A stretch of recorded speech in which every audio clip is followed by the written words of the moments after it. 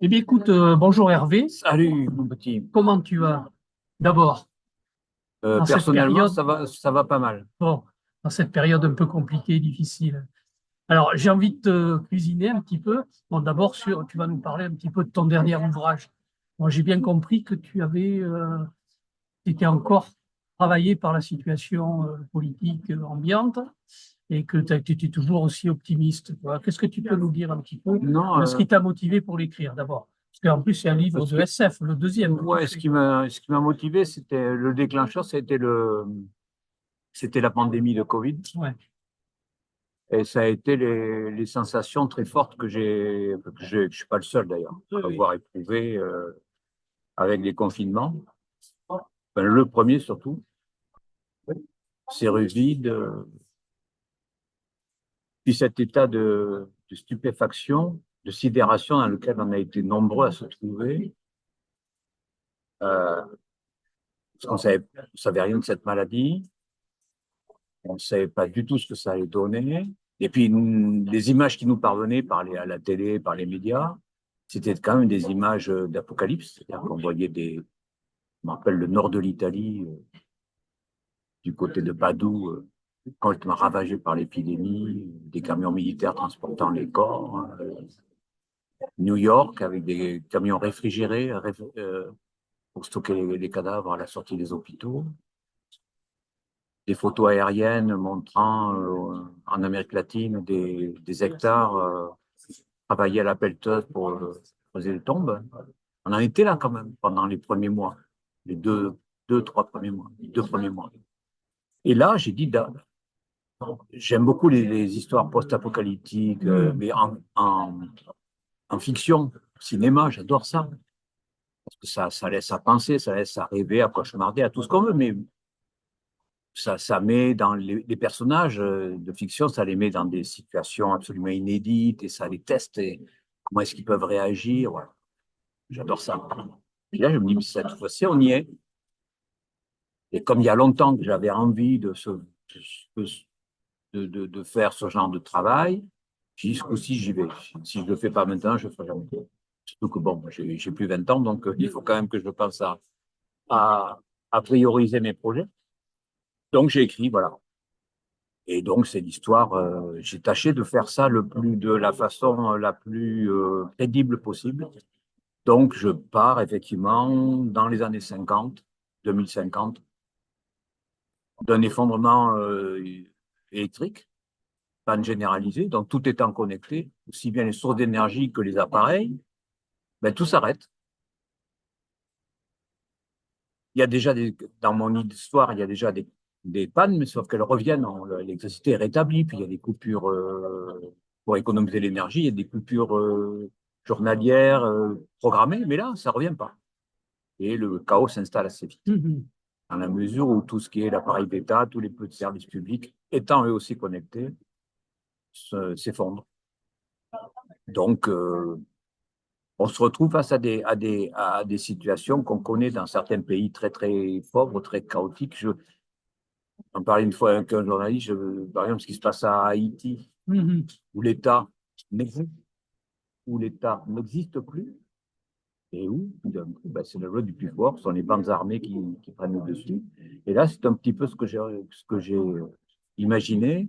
Alors, j'insiste pas trop sur les bandes armées, les combats, les trucs qui peuvent, mais bon, c'est en fond de décor. Et là, du coup, j'ai tricoté à partir de ça. Partant aussi d'une société très inégalitaire, quasiment totalitaire, euh, voire totalitaire ou autoritaire, telle que je la vois, telle qu'on peut la voir se profiler, si tout continue comme ça. Mhm. Par exemple, j'imagine que les plus pauvres, qui ont droit aux aides sociales, voient leurs aides sociales conditionnées à leur mode de vie. Par exemple, quelqu'un qui mangerait trop, qui mettrait donc sa vie en danger par l'obésité, par les Mhm. excès, verrait son aide sociale ou ses aides alimentaires réduites. Bon. Parce que je crois que le système libéral est suffisamment pervers pour aller chercher jusque-là. Responsabiliser le patient, comme on dit, c'est aussi pouvoir lui reprocher à un moment donné de jouer contre sa santé, donc contre l'économie générale. Donc, il y a une scène où le personnage qui est travailleur social et qui se confronte à ça, avec les gens qui sont de l'autre côté du comptoir. Ben voilà, c'est un exemple, mais pour dire quel genre de société, de quel genre de société je pars, quel genre de société s'effondre, et ensuite, évidemment, les personnages que j'ai déjà dessinés, et en particulier des personnages de femmes, je décris la façon dont elles s'en sortent, dont elles se sortent de cela, et éventuellement dont elles s'en sortent. Et puis, il y a une deuxième chronologie. On est en 2120, donc bien après.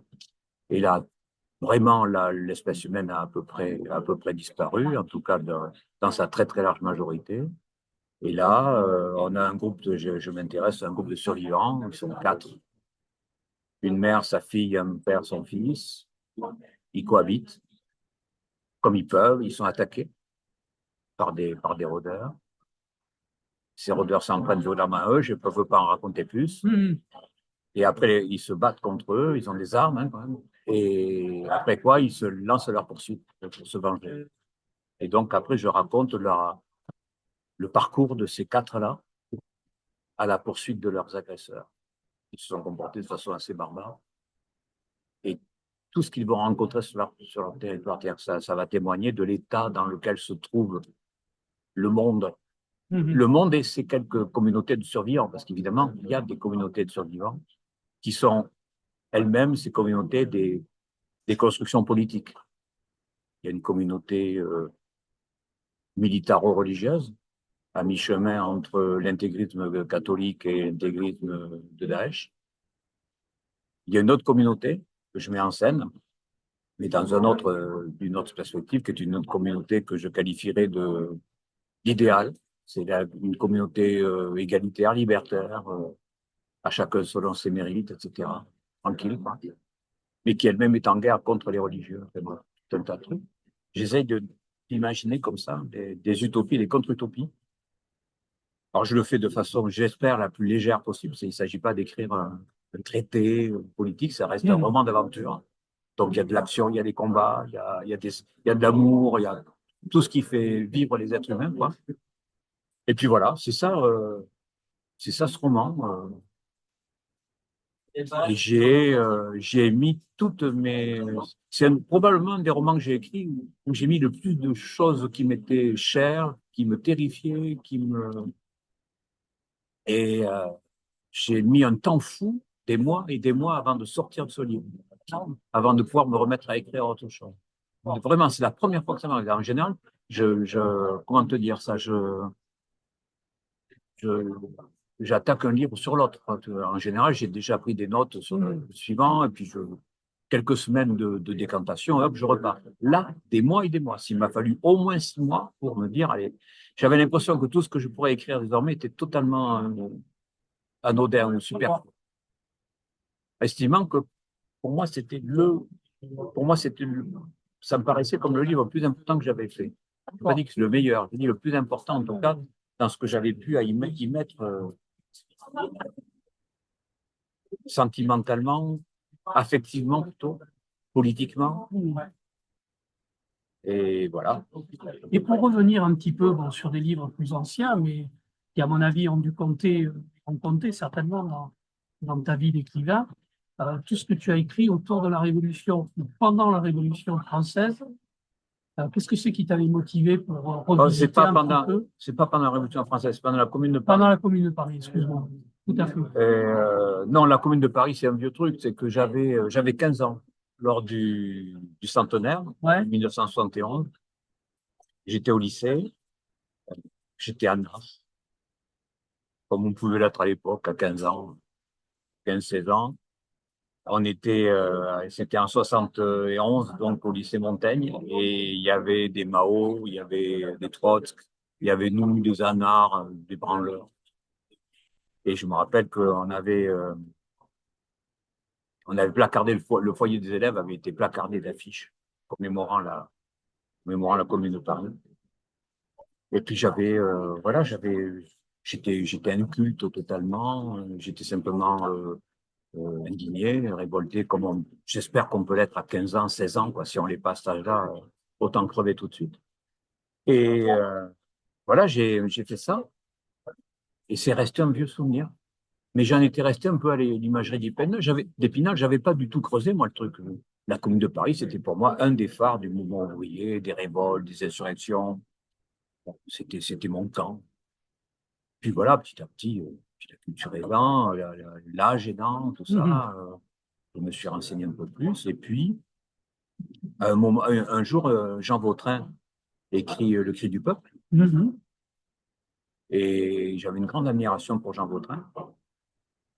Et là, j'avoue que ce livre, je trouvais que c'était très, très bien. Ça me titillait déjà d'écrire là-dessus, mais je me dis, ça va, Mhm. monte pas sur le ring. C'est une mouche qui se bat avec Cassius Clay. Donc, c'est pas la peine. Et là, du coup, j'ai remis mon truc, j'ai écrit d'autres choses. Plus tard, j'ai écrit L'homme aux lèvres saphir, qui se déroulait un an avant, Tout à fait. déjà dans le bouillonnement révolutionnaire. Et là, ces derniers temps, donc en 2018, je me suis dit, je vais me lancer, j'ai écrit ça. J'avais enfin, je me sentais un peu plus sûr de moi sur le plan littéraire. Et puis surtout, j'avais décidé de pas m'occuper de toute la commune, D'accord. du 18 mars jusqu'au 25 mai, mais simplement de la semaine sanglante.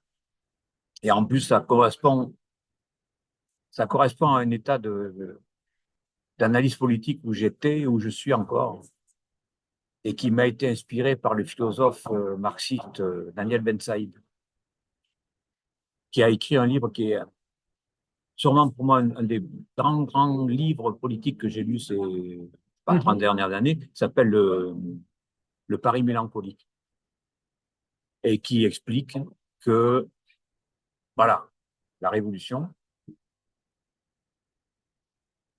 c'est pas très, très facile à faire, c'est pas un but très, très facile à atteindre, mais il faut en faire le pari. Mhm.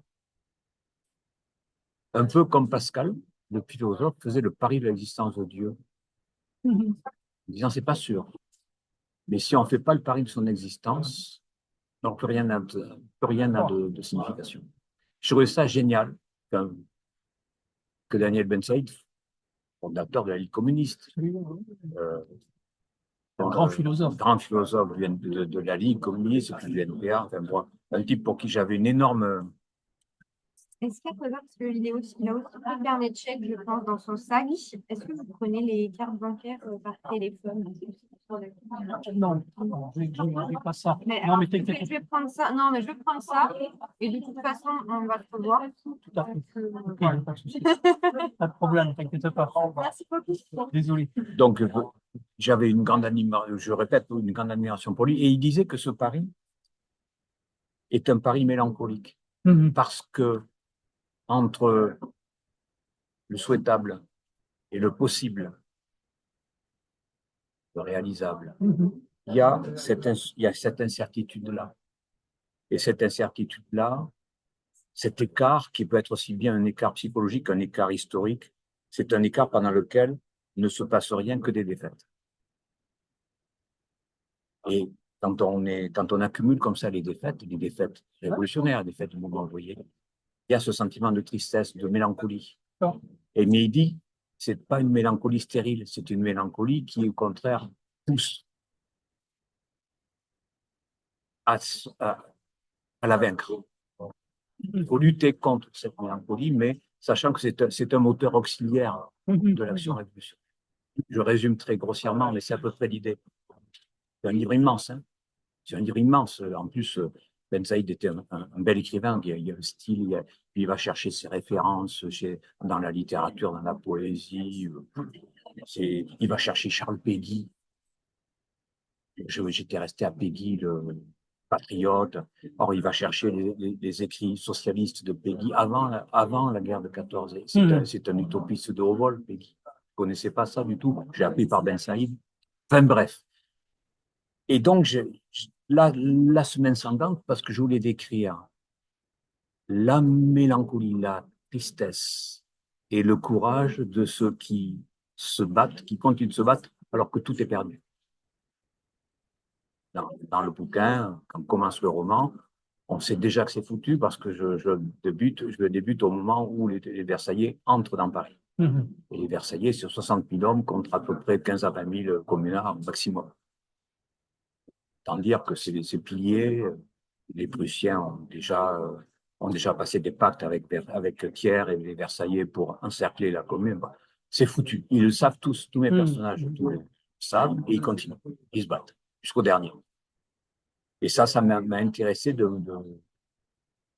montrer des personnages, de les mettre debout comme ça, face à leur peur, face à leur terreur. Ces gens qui ont peur, ils se battent, ils sont courageux. Enfin, et c'est ça qui m'intéresse. C'est pour ça que j'ai écrit ce roman. Et c'est un roman avec une fin ouverte. C'est-à-dire que je crois vers la fin, des personnages, je ne vais pas spoiler, mais il y a un des personnages qui s'en vont, qui sont partis par un trou de souris pour s'échapper. Et ils se retournent vers Paris en flammes. On entend encore un peu la canonnade dans le tout dernier jour. Et ils se retournent vers la ville, ils disent on reviendra. Bon, je me suis fait plaisir, mais si j'avais pas écrit ça, j'aurais écrit un roman bêtement pessimiste. Alors, déjà que je suis pessimiste, mais j'ai envie de pas l'être trop bêtement. Voilà. Autre moment, je dirais, de ton parcours, qu'est-ce que c'est qui t'a amené à revisiter, alors d'une manière un peu originale, tout à la fois la période de l'après-guerre et puis le moment de la guerre d'Algérie? Oh, ça, c'est des souvenirs d'enfance, ça. Alors, C'est que je suis né en 55 moi, et alors, mon père n'a pas fait la guerre d'Algérie. Il aurait pu parce qu'il avait devancé l'appel. D'accord. Donc, il avait fait, je sais combien, 24 mois, il avait fait du rab. Et du coup, on lui a dit, je me rappellerai toujours, ma mère me racontait qu'elle voit arriver les gendarmes avec sa feuille de route et son livret militaire, je ne sais plus quoi. Et ma mère dit, c'est bon, ok, là, d'accord, il part en Algérie. Puis en fait, les mecs disent, non, il part pas parce que justement, regardez, il a devancé l'appel, donc il avait fait son temps, alors qu'il avait parfaitement l'âge. Enfin, bref. Mais en revanche, j'ai un oncle qui, lui, est parti, il en a fait 28 mois, et c'était à l'époque, 24 ou 28 mois, je ne sais plus. Et je me rappelle même, j'avais 3 ans, quelque chose comme ça, et je me rappelle même qu'on l'a accompagné à la gare. C'est probablement un de mes premiers souvenirs d'enfance. Bref. Et c'était un oncle à qui j'étais très, très attaché. Et il était très lié à ma mère. Il lui écrivait quasiment tous les jours. Et ma mère, pendant des années, a gardé toutes ses lettres, ses cartes, qui passaient à travers la censure militaire. Enfin, bref. Bref. Et ça, c'est resté très, très présent. Et puis, un autre souvenir d'enfant, enfin, d'adolescence, un autre oncle qui lui aussi avait fait l'Algérie. On est à l'apéro, on est en vacances, en camping. Et les voilà qui se mettent à parler. Il y en a un et l'autre oncle dit, ah putain, l'électricité, il fallait les entendre gueuler. Il fallait les entendre gueuler. Et là, l'autre oncle, celui que j'avais accompagné, qui était revenu d'Algérie, antimilitariste, il est resté à Nard toute sa vie, etc., ils ont failli se battre. J'avais 14 ans, comme ça. Bref, ouais, c'est fait de tout ça. Bon, plus mon intérêt pour les questions, pour la Deuxième Guerre mondiale dans son ensemble, pour la Shoah. Je voulais pas écrire un roman sur la résistance parce que ça a déjà été fait sûrement, puis parce que je me sentais pas capable. Mais en revanche, je travaillais sur un rescapé. J'ai lu beaucoup de récits de rescapés. Pour faire croiser ça avec la guerre d'Algérie, parce que l'histoire, c'est un rescapé, il revient de Paris après avoir été sauvé des camps. Il revient à Bordeaux pour se venger du flic qu'il a arrêté, qui était son ami et qui ne lui a rien dit des rafles qui se préparaient. Et son épouse, qui était juive, est restée, a été tuée à Auschwitz. Il vient pour se venger. Mais son fils, qu'il a réussi à sauver, lui, de justesse, de la rafle, part en Algérie. Donc, je croise les deux destins. Et ça m'a passionné d'écrire ça. En plus, ça me permettait d'évoquer un Bordeaux qui a été celui de mon enfance, c'est-à-dire un Bordeaux triste, gris. Bordeaux a longtemps été une ville absolument sinistre. de très très grande tristesse. Moi, quand j'étais ado à Bordeaux, c'était une ville noire, mal éclairée, et horrible. Et refait vivre cette ville. J'ai refait vivre par moments pour me faire plaisir aussi la ville du port, le port, Mhm. les cargos. Les cargos mixtes en particulier, je me suis amusé à faire un petit passage sur les cargos mixtes. C'était des cargos donc, qui faisaient à la fois du fret et du voyageur. Et mon père a navigué à la sortie du service, non, avant son service militaire, avant de partir au service militaire et après son apprentissage, on ne trouvait pas de boulot parce qu'à l'époque, quand tu n'avais pas fait ton service, on ne t'engageait pas trop, on ne te prenait pas, on ne t'embauchait pas. Il a navigué 18 mois, je crois, sur des bateaux. Il a fait les lignes d'Europe du Nord. Et sur ces cargos mixtes, il était garçon de cabine, quoi. Il servait les petits-déj et conneries comme ça. Et puis voilà, il pelait les patates aussi occasionnellement. Et donc, j'ai tout ça, quoi. C'est toute cette ambiance du port, industriel, travailleur. Ça me plaît beaucoup. Et puis voilà, j'ai fait ça. Et puis, parce que c'est une histoire qui est encore vivante. La guerre d'Algérie, je considère qu'enfin, la guerre d'Algérie, elle n'est pas finie. Elle n'est pas finie parce que le racisme systémique anti-arabe, il est toujours là, euh, et que ce pays n'en guérit pas. Et, et quant aux questions de la Shoah, elle me pose, à moi en tout cas, une question qui est fondamentale, qui est de quoi est capable l'être humain. Les monstres n'existant pas, de quoi sont capables les êtres humains quand ils sont les agents d'un totalitarisme. Toutes les dictatures, qu'elles aient été staliniennes, nazies ou fascistes, ont toujours eu besoin de ces petites mains, de ces agents d'exécution, de ces gardes, de ces flics, de ces soldats de base qui ont fait le sale boulot. Enlève ce champ, tout se casse la gueule. Et ça m'intéresse toujours de voir un peu comment fonctionnent les bourreaux. C'est bien décrit par Robert Merle. Oui, voilà, il y a Robert Merle, il y a eu des films comme ça. Enfin, bref. Mais oui, la mort est mon métier. Mhm. Mais voilà, bon, c'est tout ça quoi, qui m'a motivé. Je lis toujours les romans de façon affective, c'est-à-dire qu'il faut que ce soit des choses qui, moi, me bouleversent ou m'interrogent, quoi. Ah. Même les romans noirs qui sont pas forcément ultra politisés, les questions que je pose autour de la violence, c'est parce que la violence m'interroge, m'affole, me questionne tout le temps. Donc, voilà. Prochain roman, très ancré dans la période. Non, il est très, très contemporain. D'accord. Comment résumer ça? C'est c'est l'implosion d'une famille de petits bourgeois. Ah. Voilà, il y a une famille ils sont gentils. Il y a le mari et la femme elle est psychologue, lui il travaille dans l'événementiel, bon, il gagne bien sa vie. Ils ont un garçon qui s'appelle Pablo, c'est un éco-anxieux, un peu militant, genre soulèvement de la terre, un truc comme ça. Bref, un mec sympa. Et puis, il y a une fille qui, elle, est la bonne élève, quoi. Étudiante et tout, sérieuse. Enfin bref, je n'ai pas encore creusé ces personnages-là. Et là, il va y avoir le père va avoir un petit accident, un accrochage avec une femme qui fait des ménages le matin, vers sa voiture. Et là, il décide comme il veut pas faire il n'est pas censé être à Bordeaux ce jour-là. Et comme il veut pas faire de constat amiable, il lui propose de lui payer les dégâts qu'il a fait sur son scooter. Sauf que son fils, à cette femme, il accepte pas ça, d'acheter. Ce bourgeois, il peut s'acheter. Et là, il va faire payer cet homme et sa famille. J'en dis pas plus. Mais il y a un secret. Et ça, je ne peux pas le dire. Et voilà. Donc, Très bien. c'est un bouquin sur sur les rapports sociaux, en fait. D'accord. Justement, peut-être pour terminer un petit peu ce petit échange, quelques mots sur la situation. Comment tu ressens les choses et quelles perspectives tu aurais envie que l'on... Je suis très, très pessimiste.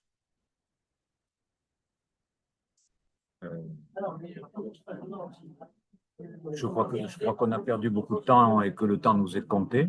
Je dis nous, notre temps, la gauche. Et je crois que ce temps, il va profiter à l'extrême droite.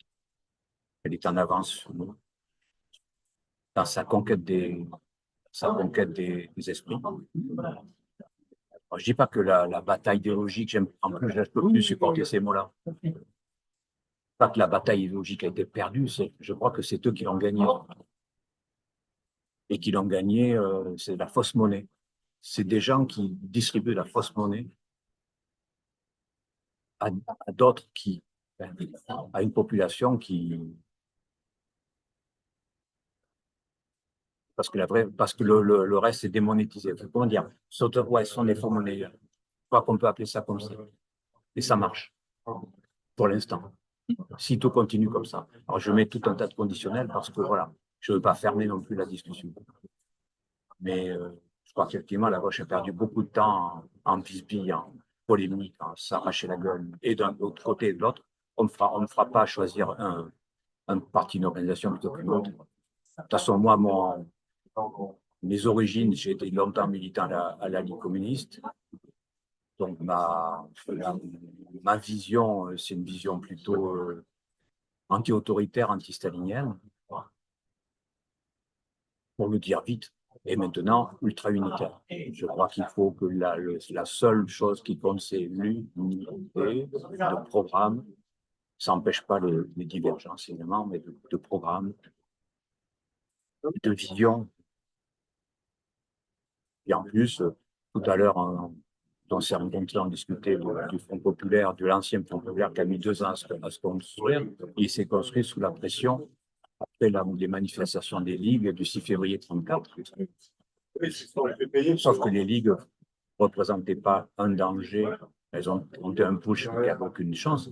Elles ne représentaient pas un danger électoral. Le danger était ailleurs. Il devait courir partout en Europe. De toute façon, mais bon.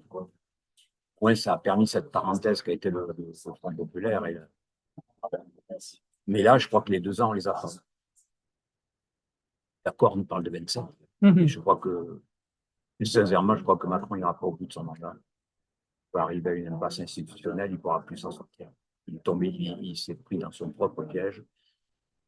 Et je me demande même s'il n'a pas fait exprès, si le fond de sa pensée ne serait pas de dire ils n'en veulent pas, alors ouvrons la porte au pied. Je me demande si son cynisme, si son irresponsabilité, si ça. Ouais, son cynisme total. C'est le cynisme total de sa pensée, c'est pas ça. C'est-à-dire que oui, je fais le national, puisqu'ils ne veulent plus de moi, mais ils auront cela.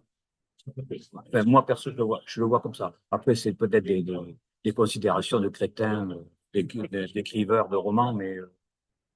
Et c'est pour ça que tant qu'on n'aura pas de conscience à gauche, tous autant qu'on est, de cette urgence-là, de ce danger imminent, et tant qu'on n'aura pas construit les contre-poisons, les contre-pouvoirs, ça, on est fichu. Merci. Voilà, c'est tout le mot de la fin, on est fichu, c'est super bien. Bon, de la fin, peut-être pas, parce que l'histoire, on va continuer à l'écrire ensemble. Mais en tout cas, merci beaucoup. Voilà.